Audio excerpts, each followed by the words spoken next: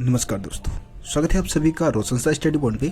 और आज की इस वीडियो में हम 12th क्लास का पॉलिटिकल साइंस समझने वाले हैं, जिसमें हम समकालीन दक्षिण एशिया जो चैप्टर है उसको हम समझेंगे। सो दोस्तों, इस चैप्टर के ऊपर मैं आप लोगों को ऑलरेडी एक वीडियो प्रोवाइड करा चुका हूँ। पिछले वीडियो में हमने समझ लिया था कि दक्षिण एशिया क्या है, पाकिस्तान में सेना और लोकतंत्र वाला जो टॉपिक है वो भी समझ लिया था, और उसके बाद हमने समझा था कि जो पाकिस्तान में लोकतंत्र है वो स्थायी रूप से क्यों नहीं चल पाता। ये 3 टॉपिक हमने फर्स्ट पार्ट की वीडियो में समझा था। आज की इस वीडियो में हम समझने वाले हैं बांग्लादेश में लोकतंत्र की स्थापना कैसे हुई है, और नेपाल की भी कहानी हम समझेंगे कि नेपाल में किस तरीके से राजतंत्र से लोकतंत्र की स्थापना हुई है। सो दोस्तों, बांग्लादेश में लोकतंत्र की कहानी को समझने से पहले हम थोड़ा सा पाकिस्तान और बांग्लादेश का जो विभाजन हुआ था, मतलब पाकिस्तान से जो बांग्लादेश अलग होकर बना था, उसकी कहानी को हम थोड़ा समझ लेते हैं। आपको पता है कि किसी समय बांग्लादेश पाकिस्तान का ही पार्ट था।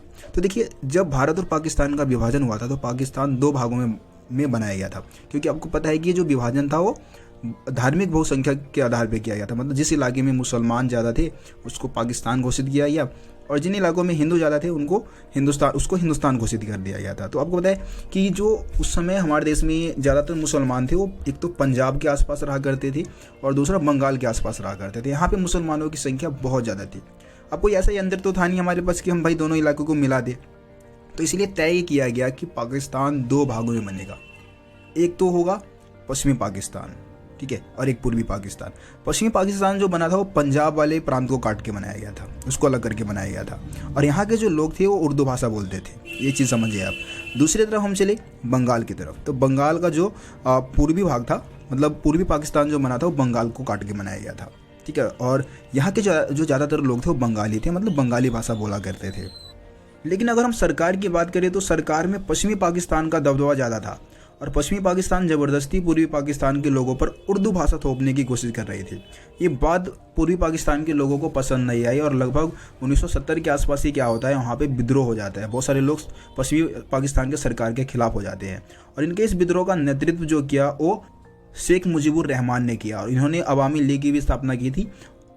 और जब 1970 में क्या हुआ, पूर्वी पाकिस्तान में चुनाव हुआ तो अवामी लीग भारी भरकम बहुमत के साथ जीत गई। लेकिन क्योंकि सरकार में किसका वर्चस्व ज़्यादा था, पश्चिमी पाकिस्तान का, और उस समय जनरल याहिया खान का शासन था, और आपको पता है कि उस समय वहाँ पे सैनिक शासन कायम था पाकिस्तान में।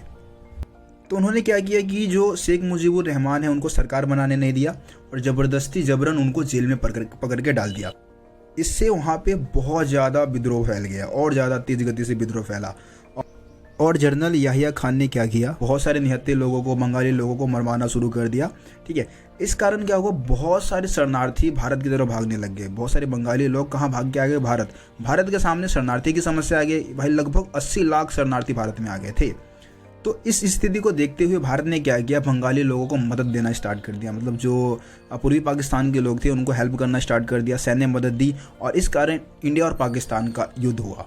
और इस युद्ध में 1971 में युद्ध हुआ था, और इस युद्ध में भारत ने क्या किया, पाकिस्तान को बहुत ही बुरी तरीके से हरा दिया। और पाकिस्तान के हार के साथ ही, यानी कि पश्चिमी पाकिस्तान के हार के साथ ही क्या हुआ, पूर्वी पाकिस्तान को एक अलग देश बना दिया गया, जिसका नाम क्या रखा गया, बांग्लादेश, ठीक है।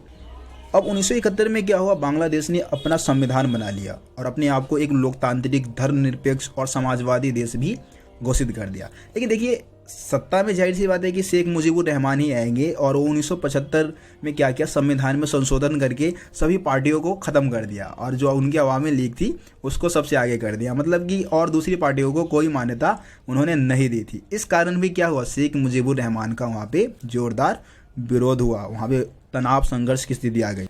लेकिन अगस्त 1975 में क्या हुआ, जो रहमान है, शेख मुजीबुर रहमान, वो सेना के हाथ मारे गए, और वहाँ पे फिर सैनिक शासन आ गया। जियाउल रहमान के नेतृत्व में क्या हुआ, वहाँ पे सैनिक शासन की स्थापना हो गई।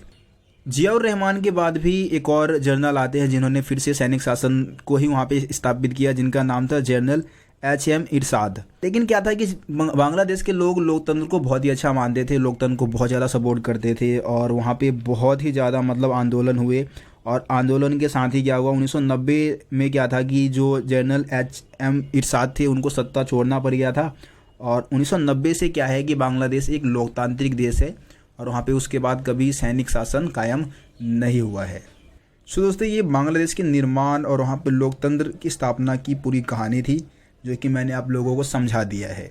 मेरे हिसाब से किसी स्टूडेंट को इस टॉपिक में कोई दिक्कत नहीं। दोस्तों अब हम बात करते हैं नेपाल में राजतंत्र और लोकतंत्र की। तो देखिए, नेपाल की अगर हम बात करें तो नेपाल शुरू से ही एक हिंदू राष्ट्र रहा है ना, हिंदू धर्म को मानने वाला देश रहा है। और लेकिन आधुनिक काल की अगर हम बात करें तो आधुनिक काल में यहाँ पे क्या हुआ, संवैधानिक राजतंत्र कायम हो गया। बाकी अगर हम एशिया के देशों की बात करें तो बहुत सारे देशों ने लोकतांत्रिक व्यवस्था को अपनाया, लेकिन यहाँ पे संवैधानिक राजतंत्र कायम रहा। अब ऐसा नहीं है कि भाई वहाँ के लोगों ने लोकतंत्र के लिए कुछ नहीं किया, बहुत ज़्यादा आवाज़ उठाया, लेकिन यार राजा बहुत ज़्यादा पावरफुल है। सेना के दम पे उसने क्या किया, सभी विद्रोहों को हमेशा दबा दिया कर। लेकिन 1990 में कुछ ज़्यादा ही खतरनाक विद्रोह हुआ, और उस विद्रोह को देखते हुए नेपाल के राजा ने क्या किया, वहाँ पे लोकतांत्रिक संविधान बनाने की मांग को मान लिया।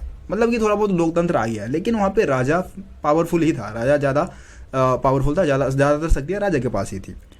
अब इसी बीच में हम देखते हैं कि नेपाल में माओवादी बहुत ज़्यादा पावर में आ जाते हैं, ज़्यादा शक्ति में आ जाते हैं। मतलब वो एक तरीके से अपना प्रभाव जमाना शुरू कर देते हैं। माओ पता है ना कौन है, वो चाइना वाले जो माओ बाबा है उसके विचारधाराओं को मानने वाले हैं, है ना। तो ये माओ ने क्या किया भाई, जो माओवादी थे उन्होंने क्या किया, जो नेपाल के जो राजा थे उनके साथ सशस्त्र विद्रोह का ऐलान कर दिया कि भाई अब हम क्या करेंगे, इनको राजाओं को मतलब हटाएंगे यहाँ से, हम राजाओं के साथ युद्ध करेंगे, युद्ध के माध्यम से इनको हटाएंगे।